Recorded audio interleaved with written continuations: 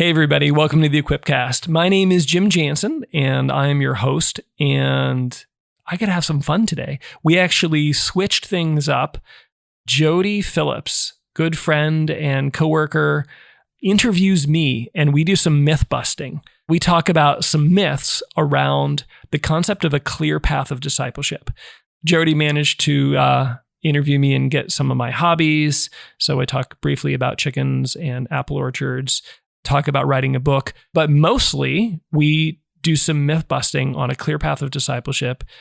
We talk about things like, how do you help people who are both ministry leaders and participants in ministries? How do they find the right spot where they're supposed to grow and they're supposed to serve? Great conversations of how clear path of discipleship is anything but a fad and is actually at the heart of the church's timeless wisdom for the making of disciples. So you're going to love today's episode. Go ahead and take a listen. Welcome to the Equipcast for the Archdiocese of Omaha. Designed to help leaders to transform their cultures, to embody the pastoral vision, to be one church, encountering Jesus, equipping disciples, and living mercy. Well, hello, Jim, and welcome to the Equipcast. Thank you, Jody. Well, I've interviewed you before, so this isn't the first time I've done this. I'm Jody, in case anyone didn't catch that. But I just want to go ahead and kick us right off and get right into this. I believe last time I interviewed you, you were able to tell us a little bit about your journey of faith and kind of how you encountered the Lord. But I thought I'd ask about a time you encountered the Lord maybe recently, a little bit more recently. Oh, that's great. I love that.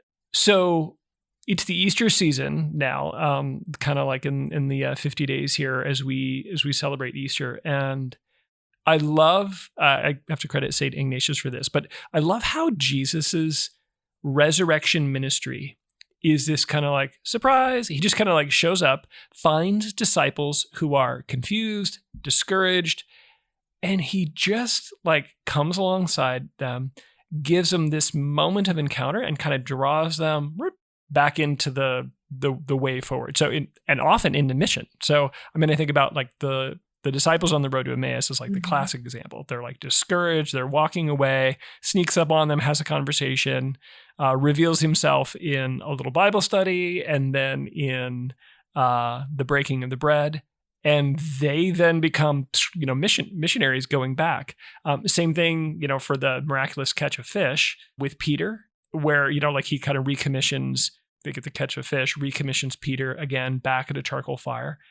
I feel like I've seen that kind of surprise ministry a lot the last couple of weeks. Just little things. Like I just got a thank you note from someone today that was like, it was super encouraging. I don't get a lot of surprise visitors here at the Chantry, not that I'm asking for them, but man, do I enjoy them when they come. And I've had a lot of surprise visitors lately that have just showed up, and it's just been like an amazing blessing. Conversation with old friends, and a lot of it have had very unexpected, like, oh, I did not see this coming. I had something cancel in my day. I had a surprisingly open spot, and all of a sudden, the Lord shows up embodied in someone else who's just able to be a blessing. So I've had a lot of that lately. Oh, that's a real gift. Yeah. Oh yeah.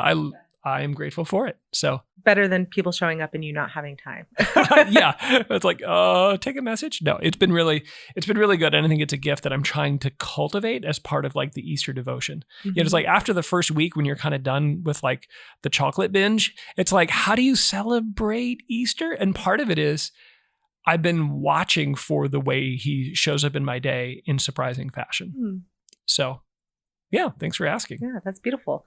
I'm going to sit with that, actually. Well, we've also had the opportunity to hear about your day job, what you do, I think, for the most part. But I would love for you to tell us something that we may not know about you, particularly the listeners, if there's any surprising facts about you, Jim. There's nothing that our listeners don't already know about me. That actually sounds about right. No, as a matter of fact, yeah. So this is I live in Bellevue, Nebraska. It's a suburb, but I happen to have a fair amount of land behind me. So I have chickens. I'm a hobby farmer, so I have some chickens that I take care of.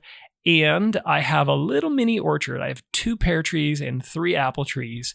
And if there's any arborists or agronomists or people that know something about fruit trees, I actually need some help because something's not working with my fruit trees. You need a partridge. Yeah, maybe. Yeah, who knew that was it? that's the missing thing. But yeah, I love my roots are in Cedar County, Nebraska. That's where my dad grew up. I used to spend a lot of time on my aunt and uncle's farm up there. Mm-hmm. So I don't have any real carpentry or agricultural skill, but I love it. Mm-hmm. And so I play around. Anyway, if anybody wants to coach me on my fruit trees, I could use the help. But that's what I do for fun. I put on Carhartts and a jacket. I go out to the forest, use the chainsaw, just play around out back at home. I'm curious, considering our listeners, just how many calls you're going to get the day after this. Yeah. You're like, I love chainsaws too. Yeah. And I happen to know something. Yeah.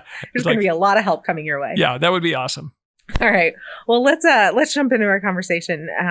Jim, can you give us a little bit of the background on the state of evangelization in our parishes today and how a clear path of discipleship can help? Yeah. So, first off, I would say I actually find the state of evangelization in the church today, and that would be parishes and all the sub-ministries that make up parishes, schools, youth ministry, religious ed, adult evangelization, on and on. I actually find it very hopeful. For context, I served as a missionary for almost 20 years. And literally, when I began as a missionary, I was sometimes met with suspicion from very faithful Catholics. They're like, "You're doing Bible study? Does the bishop know?" And it's like, I think so. Yes, he was really excited. And there's a growing awareness, I think, within the church now that we are called to make disciples. I was just reflecting as I thought about this. Pope Francis wrote Joy of the Gospel in 2013, and that's a little more, we're like, what, 9 years from that right now here to 2022. That's the first time the terminology missionary disciple was used. And that's again, in church world, which is not normal world, but that's become kind of common parlance. I'm not a real historian for the church, but that's really fast for the concept of missionary disciples, for the awareness of our call to make disciples, to have filtered out the way it has is pretty astounding. Just people talk about the church kind of moves forward in centuries, and I feel like they're just the energy around evangelization, the awareness, some of the very cool ministries and programs, things like Alpha, Christ Life. There's a lot of really good stuff going on. I think what is missing is, this concept that a clear path of discipleship embodies, and that is, how do the ministries and programs that we have that help people grow, how are they actually connected? How do they work together to help a ministry like youth ministry or a whole parish make disciples? That's what I think is missing, which I'm excited to talk about. Yeah. So talk to me a little bit before we get too much further. Can you clarify what we mean when we talk about a clear path of discipleship? Sure. I can give a short definition here. So a clear path of discipleship is a step-by-step strategy for making disciples and bringing people to their full maturity in Christ, right? It's just step-by-step strategy for making disciples, bringing people to their full maturity in Christ. It could be at the parish level, it could be a whole collection of programs and ministries, or it could be very key moments or sub-ministries, if you will, within a youth ministry or religious ed. So a youth ministry might have kind of the leadership training program, and they might have the kind of conversion retreat. They might have their kind of come and see night where new people engage. Those would even be parts of a clear path, or they would be an embodiment of that, even within one little ministry. Generally, the parts, or the step-by-step, is kind of divided into 4. A little bit of an artificial distinction, but it's helpful just to lay out the concept. So the first one is a relational outreach. That's a ministry or a moment a context, if you will, that's designed to build relationships of trust with non-believers. So in our youth ministry example, this is where the new kids who aren't maybe connected to the Lord, aren't connected to the youth ministry, this is where they show up and they make friends. It's dodgeball or it's a barbecue or whatever. A conversion engine, step number 2, that's where it's a ministry or a moment where it's designed to offer an explicit proclamation of the gospel and foster initial conversion to Jesus. So oftentimes these happen in retreat moments, things like that, where it's just a clear proclamation of the gospel and people are invited to experience conversion. That then, if it works, should lead to the third step of discipleship formation. When people have entrusted themselves to the Lord in an intentional and clear way, the life of discipleship isn't automatic. People need to grow in the habits and understanding of what it means to be a Christian life, or what it means to be a Christian in their daily life. So sacraments, knowledge, understanding, what does Jesus actually teach? What consequence does that have for my life? That's the third stage, discipleship formation. And then the fourth is missionary initiative. This would be a ministry designed to equip disciples as they engage in the mission of evangelization. So it helps people figure out, how has the Lord made me? How has the Lord called me to serve? And who am I supposed to go with? And how am I supposed to do that? Help me be equipped for that. And again, all of these stages could show up in a particular ministry, like a school setting or religious ed, or it could be a collection of ministries that within a whole faith community, like a parish, that help make disciples and help move people towards full maturity in Christ. Okay. Yeah, that's making sense. I do want you to know when you said step by step, I immediately went to that 90s show, Step by Step. Yeah, which I barely remember. But the song is in your head now, isn't it? Yeah, I know. Thanks You're for welcome, that. everyone. Yeah. But back to the more important conversation. I know we've been talking about this for a couple of years, but I think this still feels like a very new concept for a lot of our parishes and for a lot of our veteran ministers in the church. How are people responding to this? So it's interesting. I would say the language is very new. There are a number of books that have been written in the Catholic and in non-Catholic context that use the terms, clear path of discipleship, that talk about that. But I don't think any of them are more than 5 years old. However, I would say it's really not a new concept. The idea of like an intentional plan for making disciples, it goes back to the very beginning of the church, St. Augustine, all of the early writing and practice around the catechumenate and how do we make and form disciples. So I feel like it's very old.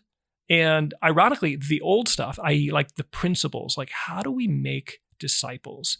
Everybody loves that. Sometimes there's an allergy to terminology that's new, and we can talk more about that. But I feel like there's a great receptivity to what a clear path of discipleship actually is. But sometimes there's there's maybe kind of like there's some myths or misconceptions that keep people at bay as they're not quite sure what to make of the concept. Yeah. No, that makes a lot of sense. Yeah. If you want to have a really nice conversation with me over a beer, let's go into St. Augustine's catechumenal model and go deep in a nerdy way. Yeah. I was like, is that an invitation? Let's go for it. Please. All I brought was tea today. But tell me about what some of these misconceptions are, Well, so, okay, first misconception, which is, I think, one that is near and dear to my heart, is the misconception would be that a clear path of discipleship is a fad. And what I mean by that is there's this great instinct within, I think about like a veteran pastor or a kind of a seasoned youth minister, which kind of sounds like an oxymoron. But like anybody who's been around for a while is just wisely suspicious of fads for a couple of reasons. One, they don't often work. But at a deeper level, like, if a fad is a man-made counterfeit to the timeless wisdom from the church for making disciples, it really should be rejected. And again, we talked about this earlier. Although the terminology clear path of discipleship is new, the principles are as old as the church. And I would say, just like the rites of RCIA and the process of the rite of Christian initiation for adults, just like that was kind of rediscovered and reformulated and rearticulated as part of the grace and of Vatican II. I think this is in the same spirit, where this is a rediscovery of the church's essential missionary identity. It's just a representation of those same concepts. Mm-hmm. And I'll give an example of this. In ecclesial movements in the church, which in the United States is not as common for us. Yeah. If you have any like European or Latin American friends, like ecclesial movements often represent, I don't want to say the heart of the church, but they're a deeply commonly experienced part of the church that is a little bit less common in the United States. But becoming maybe a little more common. Yeah, I think more so. And again, we're blessed here in Nebraska that a lot of the Spanish-speaking ecclesial movements that serve immigrant populations and now kind of multi-generational Spanish-speaking families, they represent kind of like the embodiment of these principles that in an ecclesial movement, everybody in the movement knows where conversion happens. Mm-hmm. They're like, oh yeah, we all go on the encounter retreat, and the encounter is maybe the translation is in Italian or Spanish or whatever, depends on the origin of the movement. But there's this place where everybody knows this is where people share their stories. This is where the gospel's preached. And this is where I and you and all of us, like we all kind of had a moment there. They also know this is how we bring people in, in our daily lives as we connect and we have conversations. This is our relational outreach. We've got a couple of low key moments where we have dinners and we invite people in. They certainly know how people are formed, right? The discipleship formation step.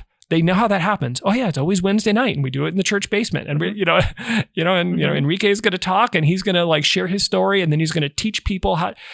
They know where that happens, and they know where and how people are called into leadership and equipped for their personal mission. Ecclesial movements embody this well. It's just these things are now. So translated, which, I mean, if we're just completely honest, the Spanish-speaking world and some of the European ecclesial movements are just a few steps ahead of many of the English speakers. In the United States, I would say movements like NET, St. Paul's Outreach, Focus, there's a handful of others that seem to have the same type of experience that they would. Most, I think, would say, yeah, we're an ecclesial movement. And they're some of the few that are English-speaking in their origins. Yeah. Okay. So are there any other misconceptions? Oh, yeah. They are legion. No, there's I have like 5 identified. So if the first one is a fad, no, a clear path of discipleship is not a fad. Okay. The second one is it's not a shortcut. Okay. And by that, I mean, a clear path of discipleship is not a promise that the life of discipleship will be easy or quick. If anybody hears, and I think it's the clear part that maybe is offensive or a trigger word for some people, they're like, are you kidding? Like, my journey of discipleship was long and confusing. There were lots of twists and turns. It was anything but clear. It was only by God's grace that I was led along this path to Christian maturity. And in many ways, I would say exactly. Like that is exactly the point. The Christian life is not easy. Hearing the voice of the Lord and following his leading can be difficult. The goal of a clear path of discipleship is to try to not make that any harder than it needs to be. And let's just be honest here for a moment. If a particular ministry or a parish doesn't have a plan for making disciples, what ends up happening is we end up multiplying programs and ministries that either don't connect to each other or worse yet, they just don't really lead anywhere. And what happens practically, and this is tragic, individuals who want to grow, they don't know where to connect. They don't know how to plug in. Or worse yet, there may just actually, not only do they not know, there just isn't anything for them. Like they're at a place in their life where they really want someone to teach them how to share their faith and to help them discover their personal gifting and their personal call from the Lord. And there's just nothing that does that. Yeah. I think this has been very much my own experience entering into parish life as a young adult who already is on mission. It has been very, very challenging to find where I fit in the normal parish community. Yeah. And I think probably some of our listeners can relate a little bit to that. Yeah. Well, and if you can't relate, just a little bit of effort to imagine, like, but what if you didn't know what RCIA meant? Mm-hmm. What if you didn't know, like what the parish Bible study was about? Because not every Bible study is the same. I mean, some Bible studies are primarily social for developing relationships, and they're a stepping stone to getting people on that retreat where they encounter the Lord. And some Bible studies are deep dive, theological, nerdy, which I mean, I love, places for people who deeply love the Lord, who are really trying to fill out their understanding. Unless there's some clear way to articulate what a ministry is, who it's for, how it helps you grow in the life of discipleship, we end up creating a maze. And so, yeah, a clear path of discipleship is not a shortcut. That's the point. It's not easy sometimes to follow the path. And we want to make sure that our parishes and our ministries do everything they can to minimize the confusion by offering clarity about how things fit together and what particular ministries and key moments are designed to do. Mm-hmm. So that, right, ideally, everyone in the parish can help be a little bit of a tour guide to help people find their place. And even more, maybe newcomers could have just a little bit of a leg up to self-select. Yeah. They're like, oh, when I heard that advertised, when I saw the flyer, I think, hey, that might be for me. Yeah. Yeah. Yeah. That makes total sense. So it's not a shortcut. What about, sometimes when I hear it's a clear path, I think, and probably what some other people hear is that, okay, then I just move from step to step to step to step. Yes. Yeah. Well, that's great, Jody. It's actually not an assembly line either. Like, again, I'm a fan of the Industrial Revolution when it comes to like cars and, well, I'm actually not a fan of like all the plastic goods that inundate our lives, but whatever. I mean, there's a lot about the Industrial Revolution I love. I'm not a big fan of of the way when it occasionally creeps into ministry. Yeah. I would say rather than mass production, I think, right, the making of disciples is more of a craftsman, right, sort of thing. But yeah, it's more about craftsmanship. It's more about like, a clear path of discipleship doesn't mean just stringing together 4 silver bullet programs. Really what it is it's a commitment to providing a context for accompanying people at every stage of the journey, no matter how long it takes.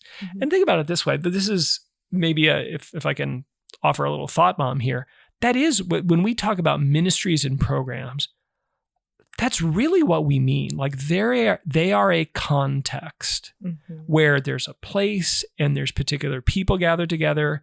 There's things that happen, whether it be content or food or whatever. We're trying to create a context for the Lord to work in people's lives. And sometimes that follows predictable patterns, particularly when you get like a weekend retreat that preaches the gospel. Often those things work and people have an encounter with the Lord. But a clear path of discipleship isn't this like assembly line. It's a commitment to like, okay, we have this space where conversion can happen, where we're preaching the gospel. We have this space where discipleship formation can happen. But if someone is not ready to move to the next stage, like, okay, now equip me for mission, that's okay. Yeah. And it's actually, ironically, it's actually safe with a clear path for someone to stay there, because whatever they need in terms of ongoing formation as a disciple, they have a place to be and to grow until they are ready to move on to be, formed as a missionary disciple. Yeah. Yeah, it really helps a lot to avoid that assembly line mentality if you have a clear path of discipleship. I would say the key to making sure that it doesn't kind of become that is actually having missionary disciples that can accompany people. And I would say more than that, even people with the charism of pastoring, if you will. And I don't mean like the office of pastoring. There's, one person who has that job, but people who have the charism, it's kind of like they're, helpers for the pastor, that they just have this intuition that they can help people find and discern their next steps. There's my gosh. I mean, you think about in the realm of discipleship formation, there's so much great stuff now. And people, with that kind of gift who are accompanying people who are really at that stage of the journey. They can help people find the stuff that suits their particular needs, questions, desires right now. So, yeah, I think you said something about that what we're really looking for are craftsmen, right? Yeah. You know, and I think for many of us, when we look back on our own stories, sometimes we have a tendency to credit our encounter with the Lord with a program, right? Right. And so then when that program no longer exists, we think, well, how will kids will encounter Jesus? You know, Right. But then I look at that program or that event or that book or whatever that case was, and then I look, when if I really look at that story and that moment or that experience, it was really that there was another person there or there was a community. Yes. And so there was a context. There were craftsmen around who knew how to love me well. Yes. And I think what we are learning is that there are some contexts that better suit relationship than others. Yeah. Right? Absolutely. Yep. Yeah. The Lord can move through a lot of crazy things. And he does, praise God. Praise God. I have heard some stories and I'm like, how did you meet Jesus in that? You know? And it's beautiful. But we can work alongside him to set up contexts for craftsmen to really thrive.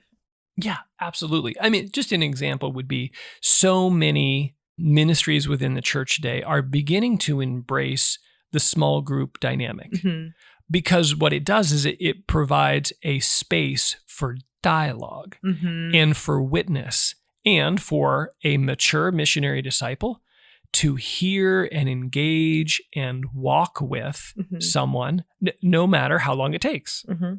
Yeah. And I think just one other, before, I know you've got two more myths, but one other thing I think I love about that element of the craftsman, the clear path, is it also gives the craftsman the right space to work. Yeah. Well, I mean, again, if we're going to build this analogy, it's they need, craftsmen still need a workshop. Yeah. Give me a space and a context and some tools, right? Some programs, whatever, where I can do this. Again, my dad, who was a craftsman, he was a carpenter. He could do anything with if you gave him some, baling wire, duct tape, and, and a little handsaw. Yeah. But he was really good when he was in his workshop. Yep. When he had his full spread of tools, when he had, his workbench, he could do great stuff. And in like manner, a missionary disciple is just going to be fruitful wherever you place them. But if you can place them in a workshop, if you give them the right context, their fruitfulness can increase dramatically. Yep, absolutely. Okay, so let's go on. Let's hear about another one. Okay, misconceptions. Well, so this is related, right? The assembly line myth, that we just kind of debunked, is similar. I think part of what is offensive to us in this idea of an assembly line is that there's some predetermined timeline. And so, since we're talking about timeline, myth number 4, a clear path of discipleship is not a quick fix. This is gonna annoy everybody, right? Those of you who are on the side, but I want a quick fix. I want to do this fast. I'm sorry. It actually takes a while. And then for those of you who don't want a quick fix, I guess it's probably somewhat reassuring, although it could take longer than even you want. It can seem overwhelming, right? All of the stuff, as we start to recognize, man, so I need to find a way for children and for adults, and then adults, well, there's single adults, and then there's married adults, and there's I need to find a way to help everybody kind of grow in this life of discipleship. Yes. The process of discerning the needs of your mission field, the members of your parish and the future members of your parish, discerning, okay, what do they need to grow? What are the right context, ministries, programs, et cetera, for us? I mean, it can take a full 3 to 5 years of ongoing discernment and implementation, building one step at a time. Okay. Now, that can seem like a lot. I would say just getting started, okay, again, it's just one step. And it really begins by kind of asking questions okay, where's the Lord already at work? We like to say it's before you build a highway, start with a dirt path. So I remember when I was in college, God bless Benedictine College. I'm a proud alumni or alumnus. But when they put a new building in, they poured the sidewalks right away when they put the new building in, and it was 2 weeks later, it was really clear none of the students were using the sidewalks because there was a shortcut, and all of a sudden there was a dirt path. And I'd say in similar fashion, before you start building some program that is going to be your conversion engine or that's going to be your discipleship formation, just take a little while and discern and assess, where's the Lord already at work? Yeah. Meaning, like, where are people growing as disciples? Where are people already experiencing conversion? Where are people already relationally connecting? Because oftentimes, building a clear path of discipleship, it's really the art of recognizing what's already working and increasing some of the resources, some of the prominence, providing additional leaders for, again, a ministry the Lord is already blessing and a context that he already seems to be at work in. Gotcha. So what you're saying is that we're not just going to start from scratch.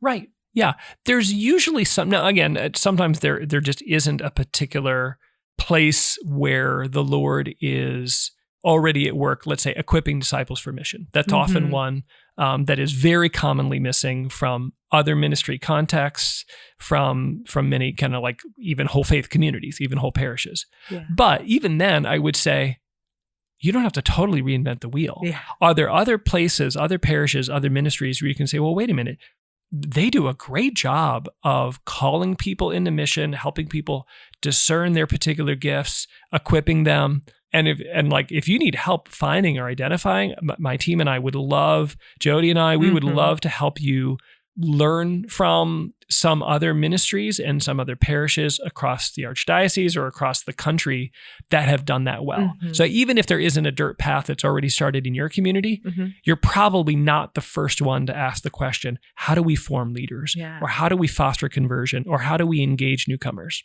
Yeah. And at least ideally, like the Lord's moving somewhere in your parish. Yes. So maybe part of the path isn't formed, but he started the path somewhere. Yes, so maybe it's absolutely. along the conversion engine and maybe not that other area. So absolutely. Yeah. So yeah. I mean, we like to say like people are the foundation of the clear path. And that means two things. That means one, like a clear path of discipleship is really about helping individuals grow.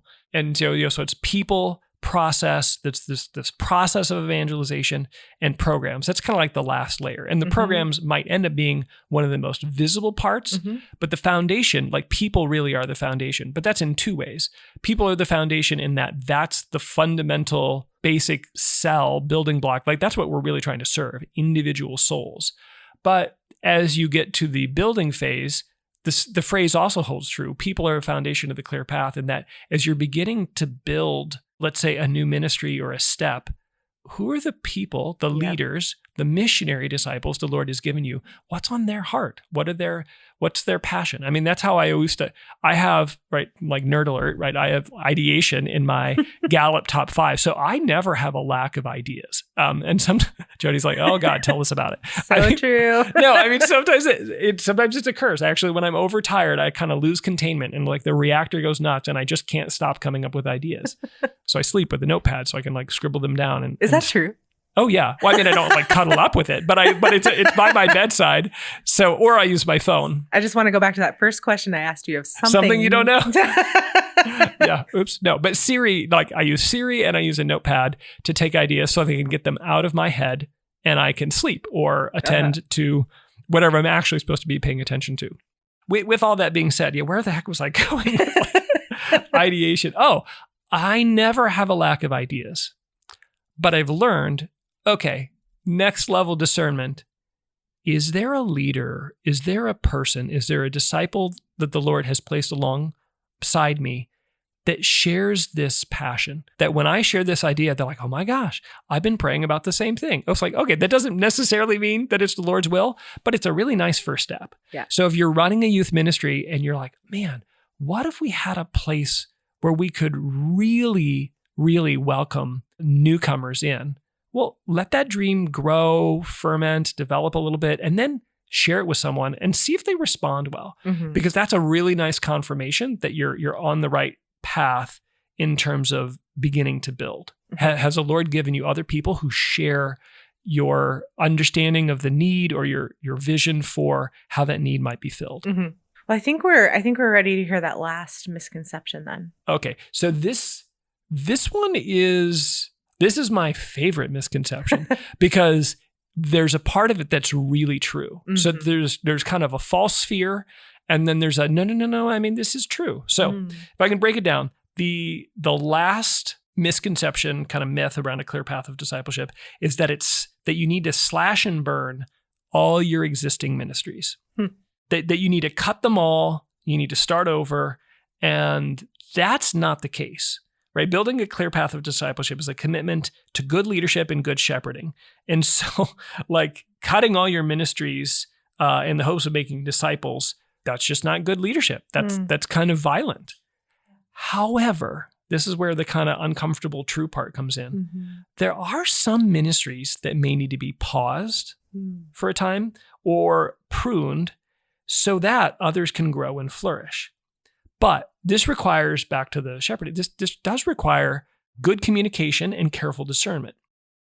So let me give maybe an example here. Please. Often a step on the clear path of discipleship, we mentioned this earlier, can be built out of an existing ministry. That existing ministry just gets highlighted in a new way. It maybe gets an emphasis, maybe additional leaders, resources, prominence. That can be, in just because we're humans, that can sometimes be perceived as some sort of unfair favoritism. Or just at a very practical level, sometimes the resources aren't available, meaning the leaders, the facility space, the finances, or just, this is a bulletin space, but just like announcement space. Sometimes there's just not communication space to highlight the importance of this conversion retreat. And so that's why it might be necessary to pause some ministries or like, hey, we're just going to like not do some of these wonderful things for a little while now so that we can make it very clear that we want everyone to have this encounter moment with the Lord. Yeah. And so it's this pausing and pruning, which can, like, sometimes give us pause or a little bit of trepidation because we're going to be disappointing people. We're going to be, we're afraid that people are going to feel slighted. That is essential, but pausing and pruning with wisdom and discernment is not the same thing as cutting everything. Yeah. And if I can be, my hope is that some of the experience we've had with COVID, where in a moment, almost everything we did was labeled as non-essential, give us stuff like, it isn't that bad to temporarily pause or prune something.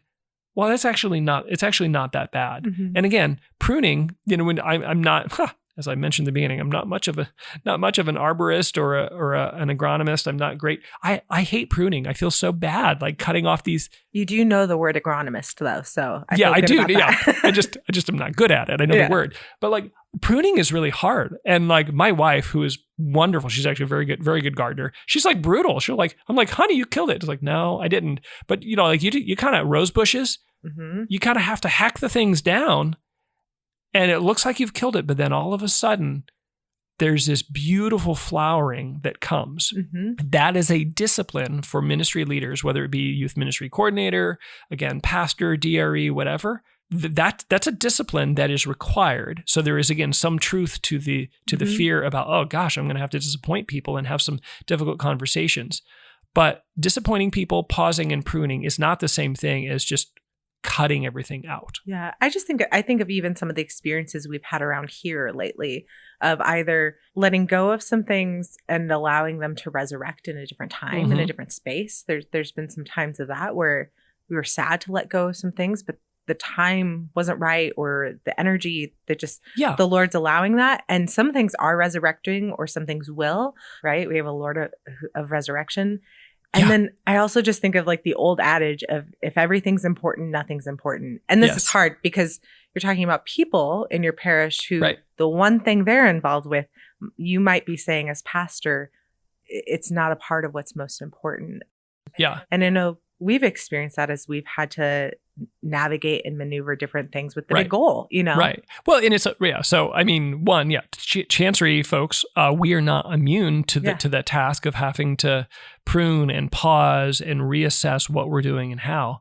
But even more, I mean, let's just be honest. Sometimes it's hard to tell someone, okay, we're just going to need to pause this ministry for a while, because when you say, okay, this ministry needs to be paused. This isn't the most important thing right now. They hear, I'm not important, because in an unhealthy way, they have identified themselves. Their identity has gotten too wrapped up in their ministry. I'm going to say, like, if you're a pastor or a ministry leader of some sort, that's an essential conversation you need to be having anyway. Because it's unhealthy for us when we forget that the Lord is the one doing the work, and when we've made our identity our ministry, that's problematic. And so if building a clear path of discipleship puts you in a position where you're doing that anyway, that's just good care of souls and a good shepherding of leaders anyway. Maybe I can leave us here with a metaphor that I think can be really helpful, because every ministry, I want to be really clear to say this, every ministry can find a place in a clear path of discipleship. Some are going to serve the making of disciples more directly, but everything can find its place. It's just, we don't want any ministries that aren't actually serving people becoming fully mature disciples. So the metaphor is kind of like a road analogy, right? A clear path of discipleship would be kind of like the highway. That is it's your clear 4-lane. There's a lot of traffic that can move through. There's a prominence, like the signage, everything is kind of pointed to that. But there is a place for every different ministry and apostolate in things like frontage roads and side streets. They're all really helpful as long as they lead somewhere. As long as they eventually connect back into that main highway, that's fine. And honestly, I mean, almost any ministry, even to the point of being ridiculous, almost any ministry can play a role in Clear Path. I mean, some of our listeners know Whitney, the producer. Sometimes, the joke is like, how does the knitting club that some parishes have, how does that fit in? And she's like, oh my gosh, as a millennial, like, I love crafting. She's like, have you heard of Etsy? It's a thing. Yeah, and like imagine a group of women, or men for that matter, but chiefly women. I don't think I'm too far out on a limb on this, like who really know how to knit, who are mature disciples in prayer. If they were welcoming in kind of young millennials who wanted to really learn how to craft, that could be an amazing on-ramp ministry, a relational outreach. Typically, it's not. It's usually not a place where young women are connecting to mature disciples within the community, but it could be. It could be. Yeah. So maybe to kind of close us here, because time always flies when we get together and talk. I would just, if any of these things are resonating with people, I want to encourage you to just read and start to learn about these things. There's a number of great resources I'd love to highlight. First off, I mean, a shout out to Andy Dacre and a number of other folks that have done Equipcast episodes. I'm thinking of Skill Demo number 7. There's a study guide that goes with it. There's a fair number of Clear Path of Discipleship episodes. Any of those, we can link to those in the show notes. Any of those are great. We have a spotlight kind of on each stage. Also a big fan of Tim Glemkowski, his book, Made for Mission. He's got a whole chapter. There's also, if you're not so much a reader, reviveparishes.com. Again, it's reviveparishes.com. Yeah, they're excellent. Oh, amazing. It's free. You just sign up. You give away your email, but you sign up, and Father Mike Schmitz, Tim Glemkowski, a whole host of other, Julianne Stans, really clear, articulate voices talking about various aspects, everything from stewardship and development to the creation of a clear path of discipleship, to the evangelization of adults, running of youth ministry, on and on. Great modular video short courses that are just really very, very, very well done. Yeah. And God willing, I am in the process of writing a little ebook on what does it mean to build a clear path of discipleship? What is a missional community? I would appreciate prayers for that. I don't naturally consider myself a writer, but the Lord's been kind of on me to do that, and I'm about halfway through of that. So if that turns out, I have a question. We'll make that available. Yes. Over under 7 metaphors per chapter. Oh, per chapter? Per chapter, I'm probably under 7 metaphors per chapter. Okay. But there's a lot of chapters. Yeah, only just. No. Yeah. I appreciate it. I'm not done yet.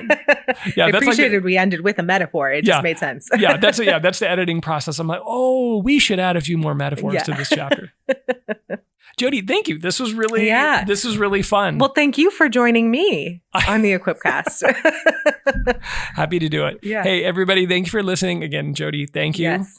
And if there's anything, if this has stirred anything for you, if you have questions about developing a clear path of discipleship, check out the show notes and the other resources recommended. And if there's anything that Jody or I can help in terms of building a clear path of discipleship in a particular ministry context or in a parish, don't hesitate to give us a call or email us, jmjansen@archomaha.org.